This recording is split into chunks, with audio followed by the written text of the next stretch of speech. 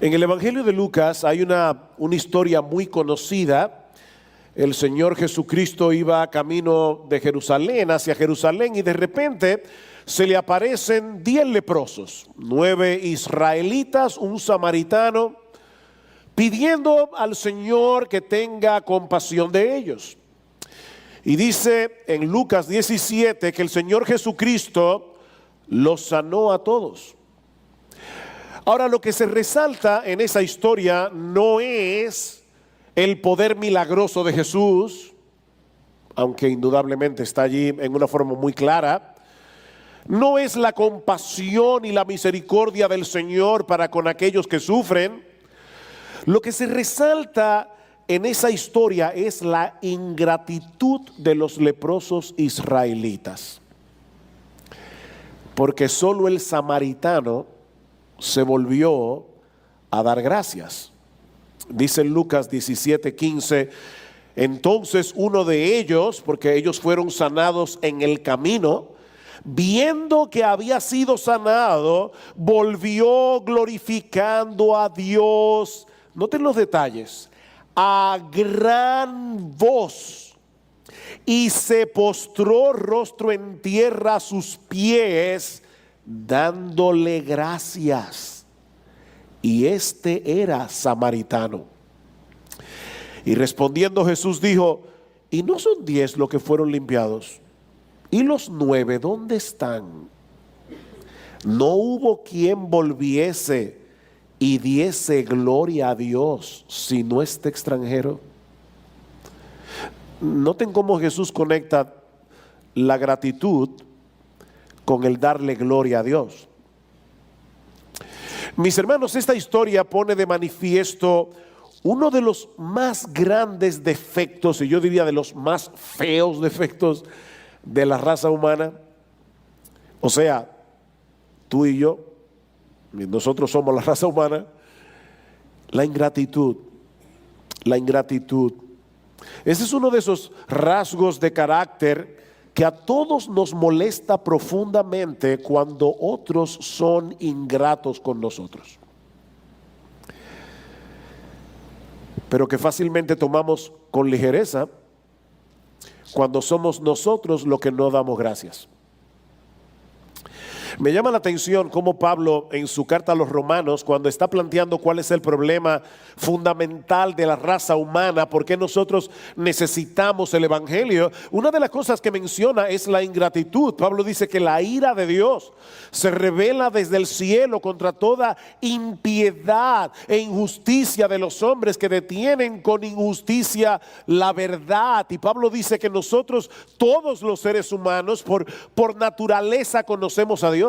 Sin embargo, los seres humanos buscan todas las explicaciones posibles para no tener que darle a Dios la honra. No le honraron como a Dios, y para no tener que darle gracias. Para no tener que dar gracias. En el Nuevo Testamento a los creyentes se les exhorta una y otra vez a ser agradecidos. Filipenses capítulo 4 versículos 6 y 7. Por nada estéis afanosos, sino sean conocidas vuestras peticiones delante de Dios en toda oración y ruego con acción de gracias. Y la paz de Dios, que sobrepasa todo entendimiento, guardará vuestros corazones y vuestros pensamientos en Cristo Jesús. Ven delante de Dios con tus peticiones, pero no olvides las acciones de gracias. Colosenses capítulo 3 versículo 17, todo lo que hacéis, sea de palabra o sea de hecho, hacedlo todo en el nombre del Señor Jesús, dando gracias a Dios Padre por medio de Él. Mira, mi amado hermano, si tú vas a hacer algo y después que lo hagas tú no puedes darle gracias a Dios por haberlo hecho, no lo hagas. Porque Pablo dice aquí que todo lo que nosotros hagamos, sea de palabra o sea de hecho, debemos hacerlo en el nombre del Señor Jesús y debemos darle gracias a Dios Padre por medio de Él. Primera Tesalonicenses 5:18, dad gracias en todo. Pastor, ¿y qué significa la palabra todo en el griego? significa todo. En todo, dad gracias en todo, porque esta es la voluntad de Dios para con vosotros en Cristo Jesús. Los creyentes afanan mucho con el tema de la voluntad de Dios. ¿Cuál es la voluntad de Dios para mi vida? ¿Con quién me debo casar? ¿Qué carrera debo estudiar? Yo no tengo la menor idea. Pero yo te puedo decir con la autoridad de la Biblia, con toda seguridad, que es la voluntad de Dios que tú seas agradecido. Esa es la voluntad de Dios. Que tú des gracias en todo. Mis hermanos, debemos ser agradecidos, o para ponerlo de una manera más precisa, debemos desarrollar el hábito de la gratitud para poder combatir eficazmente el descontento y el espíritu quejumbroso, porque el descontento y el espíritu quejumbroso producen muchos pecados. Pero sobre todas las cosas debemos desarrollar la gratitud, el hábito de ser agradecidos, porque esa es la única manera en que nosotros podemos llevar a cabo el propósito de nuestra existencia: glorificar a Dios y gozar de Él por siempre. ¿Cómo una persona ingrata puede glorificar a Dios y gozar de Él por siempre? ¿Cómo podemos desarrollar el hábito de ser agradecidos? Bueno, acompáñenme una vez más al Salmo 103. Salmo 103. Y vamos a leer nuevamente los versículos 1 al 5. Porque hay dos enseñanzas aquí, dos enseñanzas clave con respecto a la gratitud. Noten lo que dice el salmista una vez más, versículo 1. Bendice alma mía al Señor y bendiga todo mi ser su santo nombre. Bendice alma mía al Señor y no olvides ninguno de sus beneficios. Él es el que perdona todas tus iniquidades, el que sana todas tus enfermedades, el que rescata de la fosa tu vida, el que te corona de bondad y compasión, el que colma de bienes tus años, para que tu juventud se renueve como el águila. Bendice alma mía al Señor. El salmista inicia este salmo haciendo algo que todos nosotros hacemos continuamente, hablando consigo mismo. ¿Se dan cuenta? Él está teniendo aquí un diálogo interior, usando una frase de moda en el día de hoy. A lo largo del día, todos nosotros mantenemos una conversación personal muy intensa. Tú eres la persona con la que tú más hablas. No en voz alta, yo espero. Es algo interior. Nos decimos muchas cosas a lo largo del día. Y ese diálogo, o de ese diálogo interno, depende en gran medida nuestro estado emocional. ¿Tú oíste bien? De ese diálogo interno que tú tienes durante todo el día contigo mismo mientras estás despierto, depende tu estado emocional. Lo que te dices continuamente a ti mismo es lo que determina la forma como tú vas a reaccionar ante las circunstancias de la vida y las emociones que se levantan en torno a esas circunstancias. Es tu proceso de razonamiento el que finalmente te ayudará a salir adelante en medio de una situación difícil, o es lo que va a terminar hundiéndote en el pantano del desaliento. No es la circunstancia, es tu diálogo interior. El problema es que muchas veces no estamos tan conscientes de ese diálogo, de que ese diálogo se está llevando a cabo. Y fácilmente confundimos nuestra perspectiva de la realidad con la realidad misma. O sea, lo que tú te estás diciendo acerca de la realidad te hace pensar que esa es la realidad. Es como la esposa que le dice al esposo: tú nunca me complaces, nunca me complaces. Pues eso es muy absoluto. O esa hermana que abre el closet y dice, yo no tengo ropa. Tú no tienes ropa. De verdad, piénsalo. Tú no tienes nada que ponerte. De verdad.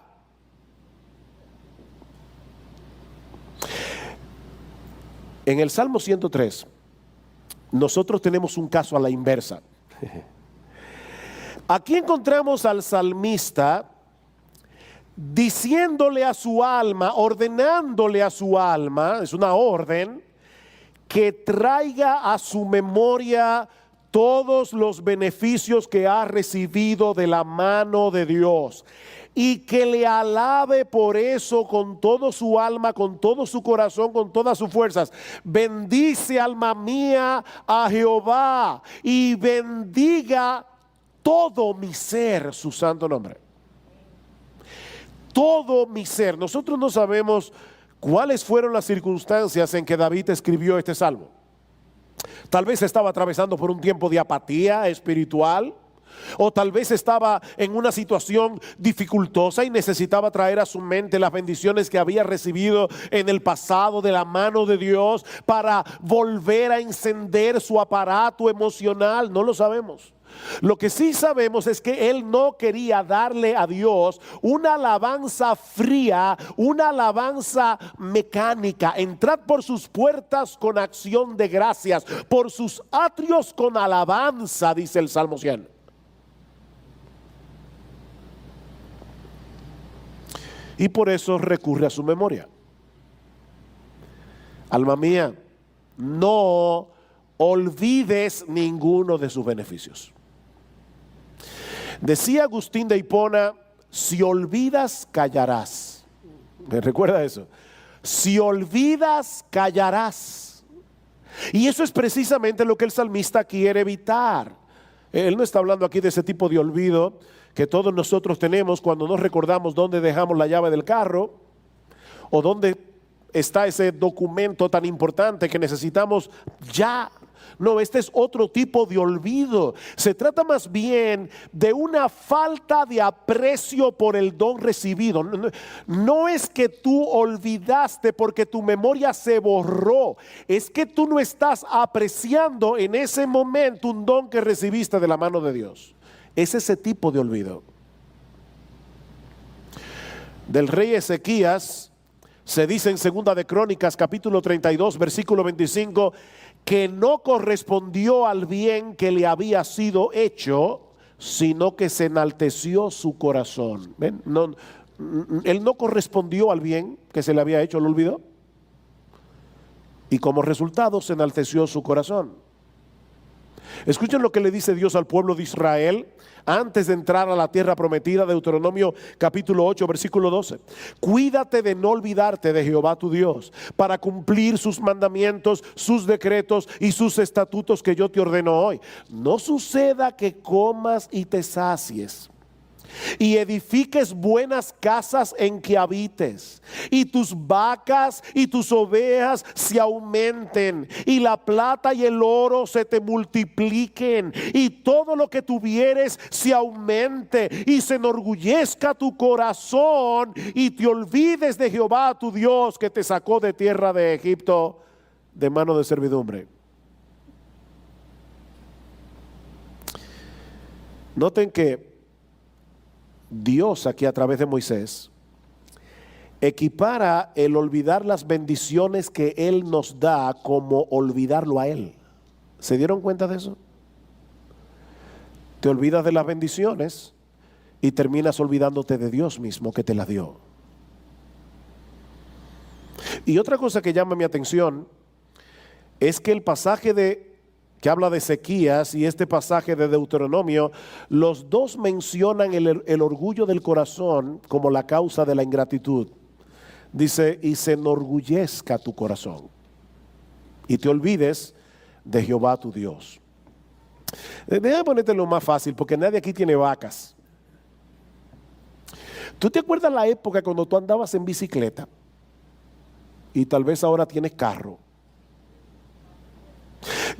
Bueno, yo andaba en bicicleta. Yo recuerdo cuando yo iba a cortejar a Gloria, que yo tenía que irme desde Piantini hasta Los Caciques en bicicleta, lo que saben la distancia. Llegaba como un pollito mojado a ver a mi novia. No era la mejor manera de hacerlo. Y ahora yo tengo carro. Y ya yo no me acuerdo cuando yo andaba en bicicleta. Uno se olvida fácilmente, no de la vaca, de la bicicleta, del carro, todo lo que yo te daba. Que no te olvides de eso. El orgullo nos lleva a pensar erróneamente que tales bendiciones las recibimos por nuestra propia capacidad. Tú fuiste un buen empleado, te subieron el sueldo, eso te permitió comprar tu primer motor.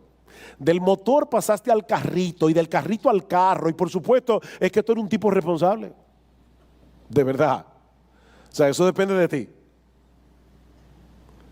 Es por tu genialidad que tú tienes ahora lo que tienes.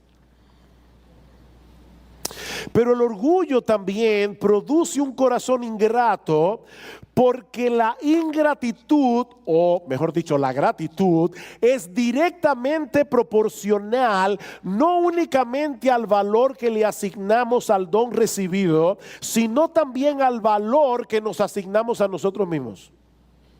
Yo voy a responder eso, a repetir eso otra vez. La gratitud es directamente proporcional no solamente al valor del don que tú recibes, sino también a cómo tú te ves a ti mismo. Mientras más inmerecido es el don, mayor es la gratitud. ¿No es así? Vamos a suponer que en esta Navidad pasada, un buen amigo tuyo que te quiere mucho, te regaló, se apareció en tu casa con un Lexus del año. Por si acaso eso no me pasó a mí. Pero imagínatelo. Se aparece en tu casa con un Lexus del año. Yo estoy seguro que tu sorpresa y tu agradecimiento será enorme porque es un obsequio muy caro. Ahora imagínate que ese regalo hubiera venido de parte de alguien a quien tú le has hecho mucho daño. Y no solamente que tú le has hecho daño, sino que esa persona tiene en su mano suficientes pruebas como para llevarte a un tribunal y condenarte de por vida.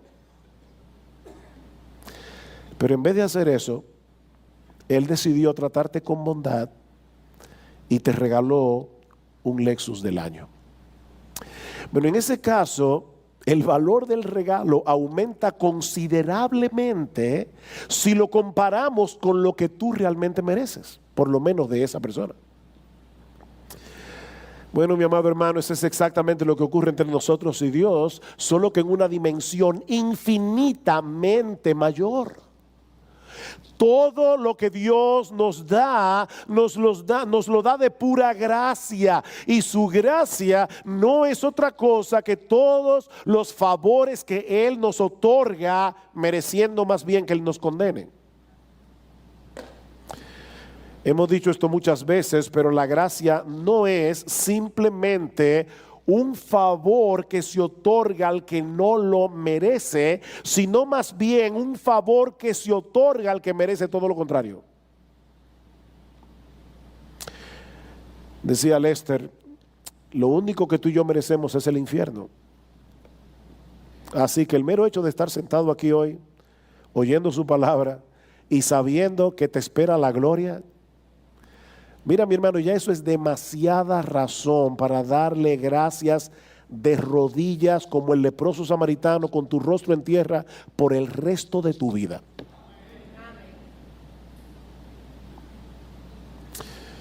El salmista estaba consciente de que era un hombre pecador. De hecho, su primer motivo de acción de gracias es: tú eres el que perdona todas nuestras iniquidades. Y eso nos lleva a nuestro segundo encabezado. Ya dijimos que para ser agradecido, si tú quieres desarrollar el hábito de ser agradecido, tú tienes que ser intencional. Recuérdate a ti mismo todas estas cosas que hemos hablado ahora.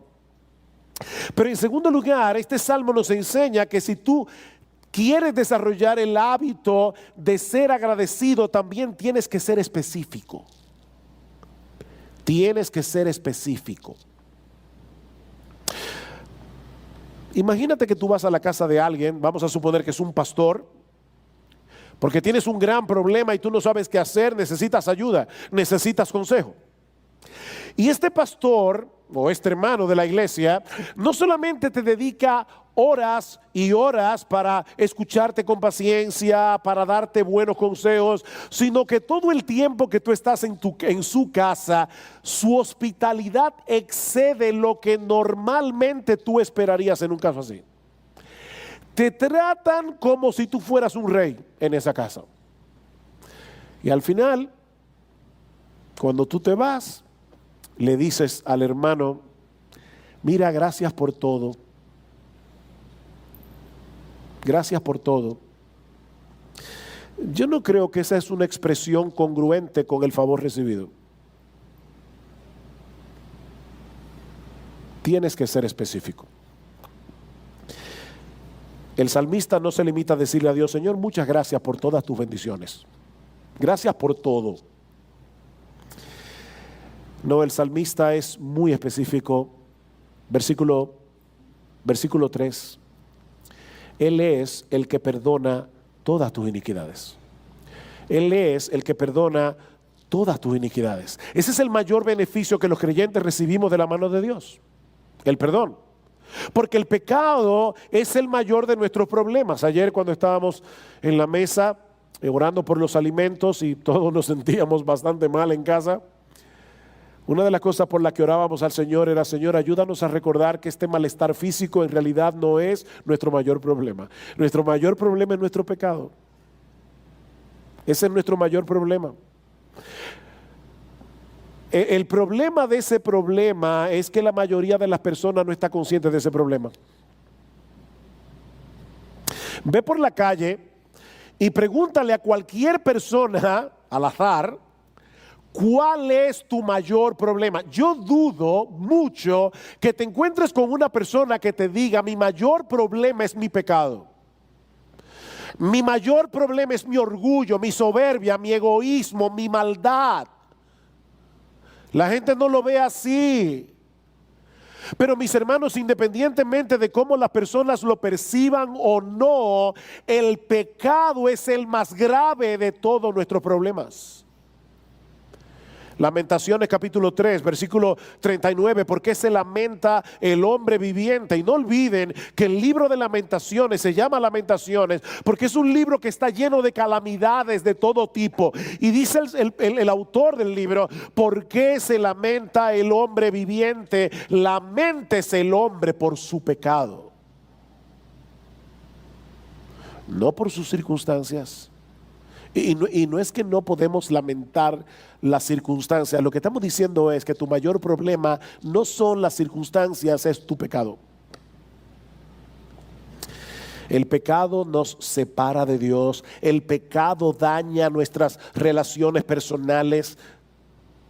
De hecho, el pecado muchas veces es la causa de muchos de los problemas emocionales y físicos que mucha gente padece por no lidiar correctamente con su conciencia, con el complejo de culpa.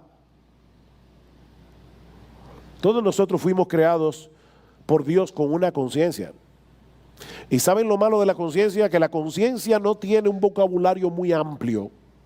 La conciencia solo sabe decir bueno o malo. Bueno o malo. Y no hay forma de apagarla. Todo lo que tú haces, tú tienes un tribunal dentro de ti que pasa juicio sobre todas tus acciones. Y cuando tú no actúas bien, entonces se dispara la culpa. Ahora, ese sentimiento de culpa no es un problema en sí mismo. No. La culpa la dio Dios. Ese sentimiento de culpa es un sistema de alarma que nos hace conscientes de que hay un problema que debemos solucionar. En ese sentido, el sentimiento de culpa es al alma lo que el aparato nervioso es al cuerpo. Nosotros tenemos nervios que nos hacen sensibles al dolor, y qué bueno, porque eso nos evita muchos problemas. Podemos tratar de acallar la conciencia, podemos pretender que no existe, pero es algo que está allí puesto por Dios como un recordatorio constante de que no somos dueños de nuestras vidas y que por encima de nosotros hay un tribunal superior al que nosotros tenemos que darle cuentas.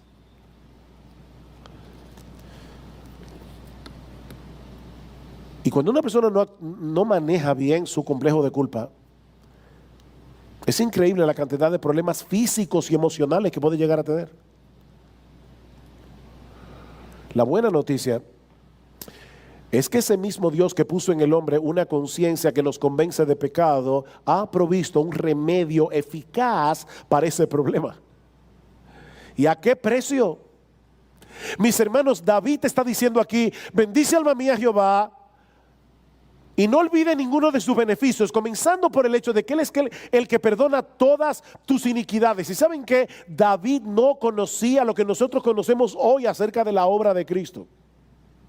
David no sabía en ese momento que la segunda persona de la Trinidad se iba a encarnar en el seno de una virgen para hacerse hombre y llevar nuestra vergüenza y nuestra culpa en la cruz del Calvario, para que hoy todos nosotros podamos estar aquí disfrutando del perdón de nuestros pecados.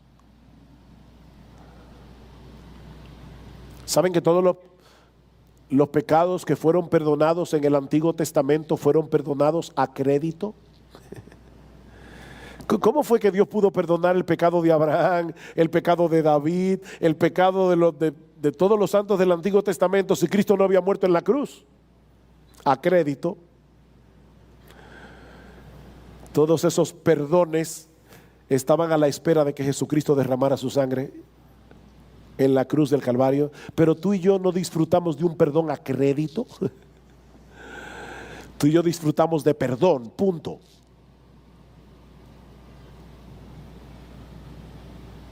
David conocía el sistema de sacrificios que fue instituido por Dios en el Antiguo Testamento, y ese sistema de sacrificios prefiguraba la obra de Cristo en la cruz. David sabía por esos sacrificios de corderos que Dios no toma el pecado a la ligera. David al menos sabía que la única salida era que un inocente cargara con nuestra culpa. Dios no puede pasar por alto el pecado, Él no puede hacerse de la vista gorda, porque eso no sería una virtud en Dios, sino un terrible defecto de carácter. Tú lees el periódico y ves que los jueces a veces dejan ir a un criminal, porque es un criminal de cuello blanco. Eso, gracias al Señor, que pasa pocas veces, pero pasa. Y tú no piensas leyendo el periódico: ay, pero qué buena gente es ese juez. Mire ese tipo que defalcó al Estado y qué bien, ¿no? Ya lo dejaron libre. No, tú dices que eso es una barbaridad. ¿Y tú sabes por qué tú piensas que es una barbaridad? Porque es una barbaridad. Es una barbaridad. Bueno, el Dios de los cielos es un Dios justo y su justicia exige que todo pecado sea castigado. Desde una mentirita blanca hasta un homicidio, un adulterio, un robo, un mal pensamiento, una mala palabra.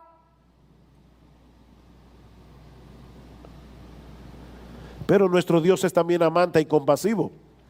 Y fue tal su amor que por amor a sus criaturas, Él decidió pagar el precio Él mismo. Cristo es el inocente que muere en nuestro lugar. Ese es el acto de amor más extraordinario, más incomprensible de toda la historia humana.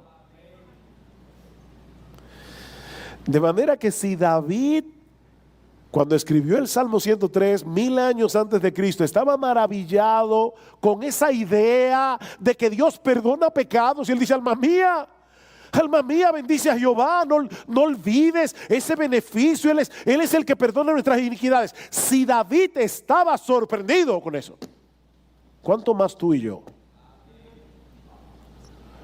Que sabemos ahora lo que ese perdón le costó a Dios.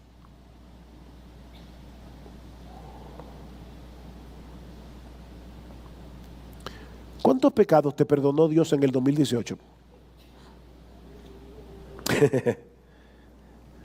¿Cuántos? Ok, deja ponerte lo más fácil. ¿En lo que va de año? Estamos a 20 de enero. Deja ponerte lo más fácil. Hoy, ¿cuántos pecados te ha perdonado Dios en lo que va del día?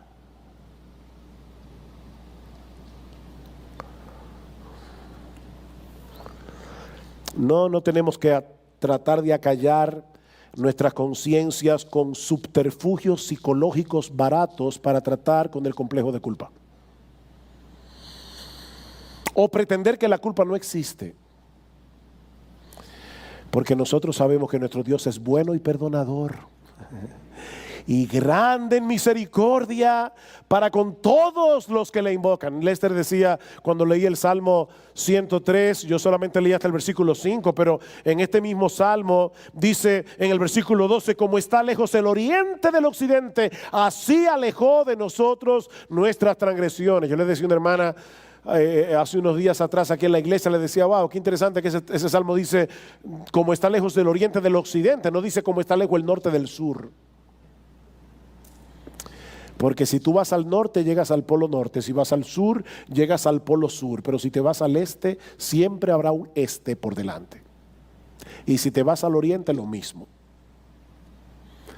Es que Dios alejó infinitamente nuestros pecados de sí, porque los cargó sobre la espalda de su Hijo. Dios es el que perdona todas tus iniquidades. Dale gracias a Dios.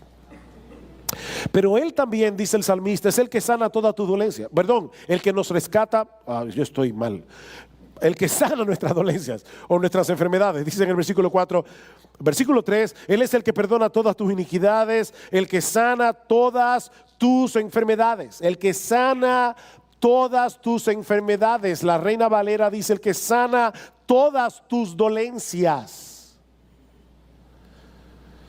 Algunas personas dicen, tú ves, los creyentes no se deben enfermar. Si un creyente se enferma por su falta de fe, porque ahí dice claramente que Dios sana todas nuestras enfermedades.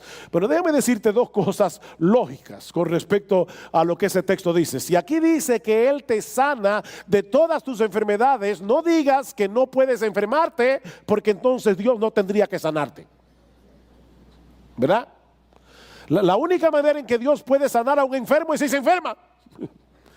Así que obviamente si aquí dice que Él es el que sana todas tus enfermedades, el texto más bien está implicando que te vas a enfermar.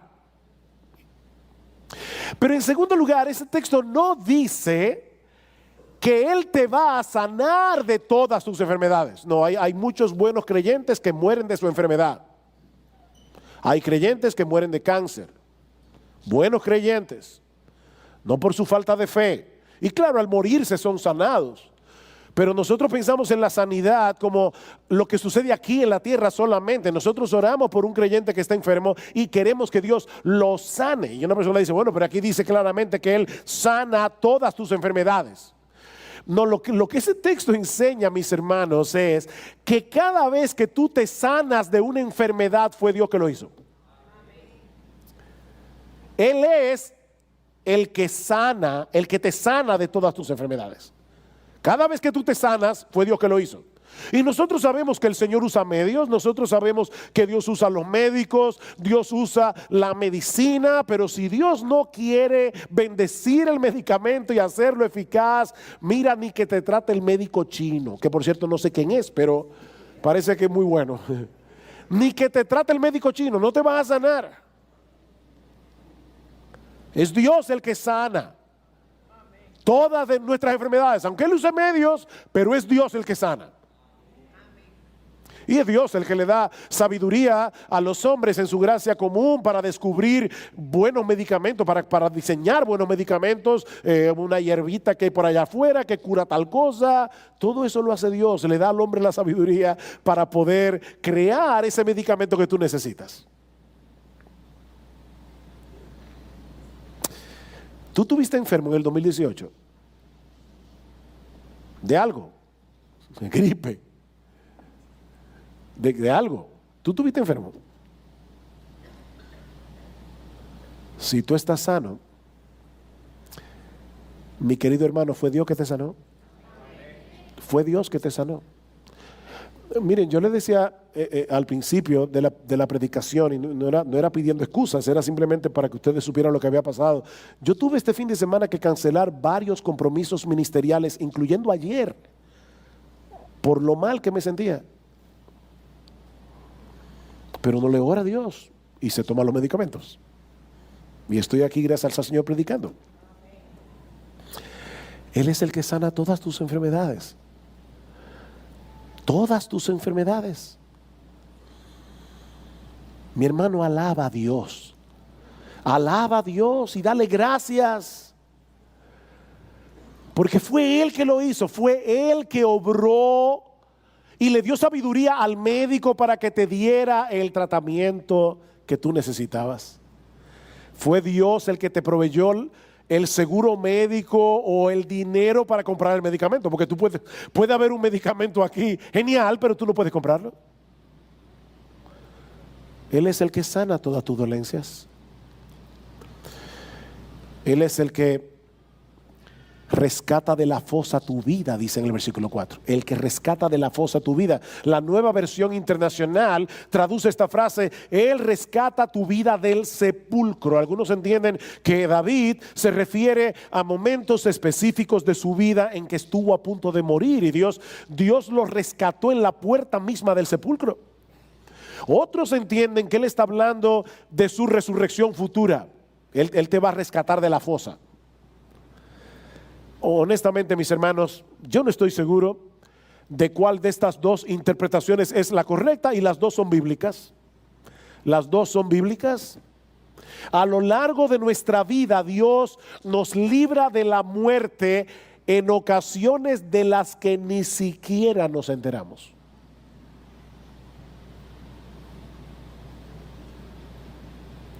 Hace unos años atrás, mi esposa y yo vivíamos ahí en Arroyo Hondo, aquí en Arroyo Hondo, y a medianoche, como a las 2 de la mañana, de repente nosotros escuchamos un golpe seco en el hierro de la ventana, y mi esposa se levanta sobresaltada y me dice: mi amor, me golpearon con una piedra. ¿Cómo que te golpearon con una piedra? Nos levantamos, encendimos la luz. ¿Saben lo que era? Una bala. Una bala perdida. Y por la misericordia del Señor, esa bala golpeó primero el hierro de la ventana, y cuando golpeó a mi esposa en la pierna ya había perdido toda su fuerza. Tú sabes las veces que de tú haber salido de tu casa 2 minutos más tarde hubieras tenido un choque. Dios está continuamente preservando nuestra vida. Y tú y yo nos vamos a morir exactamente el día que Dios ha determinado que nos muramos. Wow, ¿cuántas razones para darle gracias a Dios? ¿Cuántas razones para darle gracias a Dios? Y sabemos con toda certeza que algún día la voz de Cristo se oirá desde los cielos, y los que están en los sepulcros oirán su voz. Y nos levantaremos con un cuerpo glorificado para no ver muerte nunca más. Él es el que rescatará de la fosa tu vida. Él es el que rescata de la fosa tu vida. Oh, qué misericordioso es nuestro Dios. Cuántas razones para darle gracias. Pero el salmista concluye diciendo: el que te corona de bondad y compasión. O como dice la Reina Valera, de favores y misericordias. El que colma de bienes tus años, para que tu juventud se renueve como el águila. Ya no se refiere a cosas tan específicas como las que ha mencionado antes, sino a todas las bendiciones que nosotros recibimos diariamente de la mano de Dios. Aquellas de las que estamos conscientes y de las que no estamos conscientes. Tus misericordias son nuevas cada mañana. Cada mañana. Y me llama la atención que David diga que esas bendiciones nos coronan. ¿Cómo así? ¿Cómo que nos coronan las bondades de Dios? Nos confieren honra y dignidad. ¿Saben por qué? Porque todas esas bendiciones que vienen a nuestra vida de la mano de Dios nos dicen que nosotros somos amados y favorecidos por el Rey del universo. No son favores generales, no, son favores filiales. Son los favores que Dios el Padre solamente le da a sus hijos. Son favores de hijos que nos confieren la dignidad de ser amados, de ser cuidados, de ser bendecidos, de ser protegidos por el Rey del cielo. Mis amados hermanos, existe en el mundo una mayor honra y una mayor dignidad. Que el Dios del cielo se ocupa de ti. Me encanta como lo dice Jesús en el Sermón del Monte. Dice: no te afanes por la ropa, por la comida. Y fíjense que no está hablando aquí de no te afanes por el viaje a Europa. Está hablando de cosas que son necesidades: ropa, comida, bebida. Necesidades de primer orden. Y dice: no te afanes por eso. ¿Tú sabías que nuestro Dios cuida del lirio del campo? Que nuestro Padre se ocupa de los pajarillos del cielo. Él no es el padre de los pajaritos, Él es el padre, el papá tuyo, el padre tuyo, no de los pajaritos. Entonces, si tu padre cuida a los pajaritos, ustedes se imaginan a un niño que sale al patio, la mamá está muy entretenida echándole arroz a un grupo de pajaritos que vienen y comen ahí, paloma, lo que sea, y de repente el niño de 5 años le dice: ay mami, yo te veo echándole comida a los pajaritos. Me da una envidia, porque yo de verdad todos los días vivo con el temor de que tú me dejes morir de hambre. ¿Cómo tú dime tú, de verdad? O sea, ¿cómo tú te sentirías como mamá? Pero mi hija, ¿qué testimonio te he dado yo como para que tú dudes de mi amor? ¿Cómo yo voy a estar echándole maíz y arroz a los pajaritos que vienen al patio, hija mía, y no voy a cuidar de ti que saliste de mi vientre? Oh, nunca te olvides que nosotros salimos del vientre de la misericordia de Dios, que nos escogió para esta salvación desde antes de la fundación del mundo, sabiendo de antemano que tú lo ibas a aborrecer y que tú le ibas a costar la sangre de su precioso Hijo. Amén.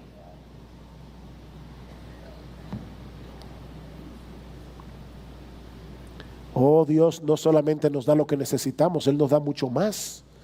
El que colma de bienes tu vida. El que colma de bienes tu vida. Me encanta cómo lo traduce alguien en esta frase.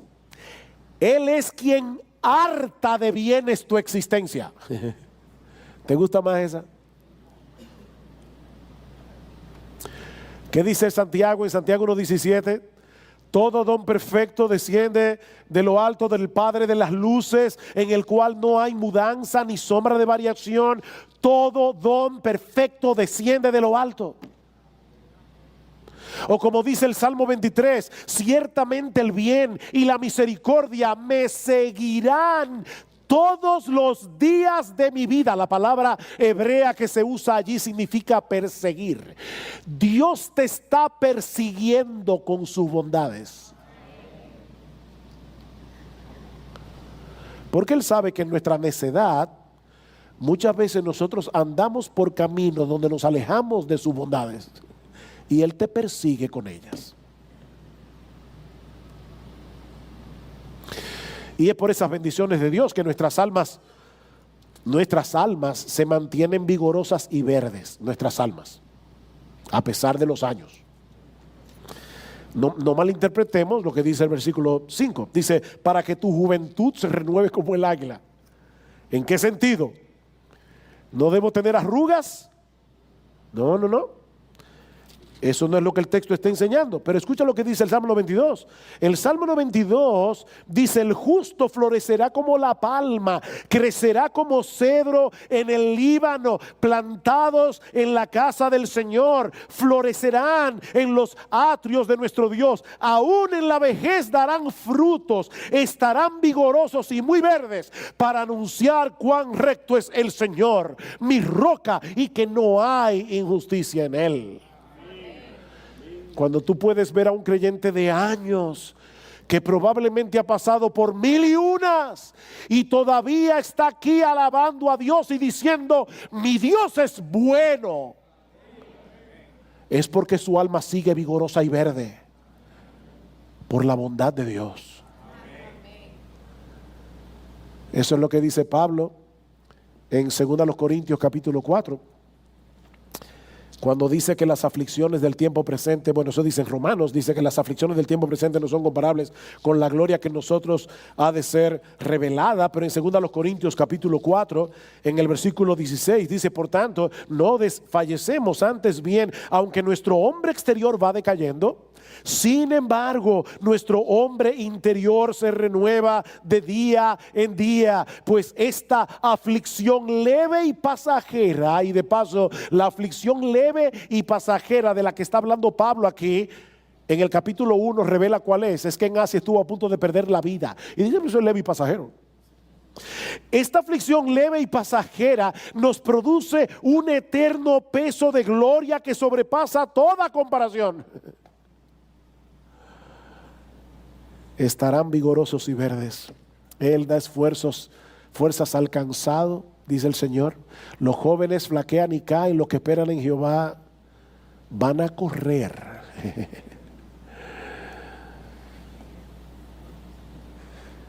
Mis hermanos, a la luz de lo que hemos visto hoy, ¿acaso no tenemos razones suficientes para alabar a Dios y darle gracias?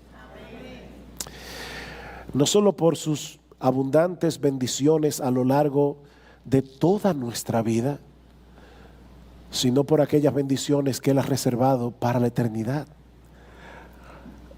Mis hermanos, nuestro Dios no es avaro con nosotros. No seamos avaros en nuestra alabanza. No seamos avaros en nuestra gratitud. Me encanta cómo termina las Crónicas de Narnia. Si no lo has leído, te voy a hacer un spoiler, es decir, te voy a dañar el final. Todos mueren. Hay un choque de trenes y los protagonistas de la crónica se van al cielo. Y cuando llegan allá, y Lucy, creo es Lucy mi personaje favorito de las crónicas, aparte de Aslan, Lucy pregunta qué fue lo que pasó y nos dice, ¿no te enteraste? Hubo un choque en el tren. Y todos murieron. Ustedes están ahora en la tierra de Aslan para siempre. Y a partir de ahora, ustedes van a vivir nuevas aventuras y cada capítulo será mejor que el anterior. Mis hermanos, si nosotros tenemos razones para darle gracias a Dios en este mundo caído, ¿saben qué? Lo mejor está por venir. Lo mejor está por venir. Las aflicciones del tiempo presente no son comparables con la gloria venidera que en nosotros ha de manifestarse. Alabemos a Dios y démosle gracias porque Él ha derramado profusamente su bondad sobre nosotros. Y cuando concluyamos nuestro peregrinaje en este mundo, tendremos amplia morada, amplia entrada en las moradas de bendición que Él ha preparado para nosotros, compradas por la sangre de Jesucristo. Amén. Yo quiero ponerte un reto para concluir. Un reto. Hace unos años mi esposa leyó un libro donde la autora ponía este reto. En 365 días, ya del año van 20, pero puedes empezar. Si tú escribieras 3 acciones de gracias cada día en una libreta, tendrías 1000 al final del año. 1000 acciones de gracias. ¿Qué te parece si tú comienzas hoy? No simplemente a dar gracias y dejarlo en tu memoria falible que olvida muchas cosas. Busca una libreta y escríbelas. Porque cuando en este año te vengan las aflicciones que te van a venir, tú sabes lo bueno que es que tú puedas tomar tu libreta de acciones de gracias y vuelvas a recordar todas aquellas cosas por las que tú ya le has dado gracias a Dios en este año. ¿No es eso lo que dice Pablo?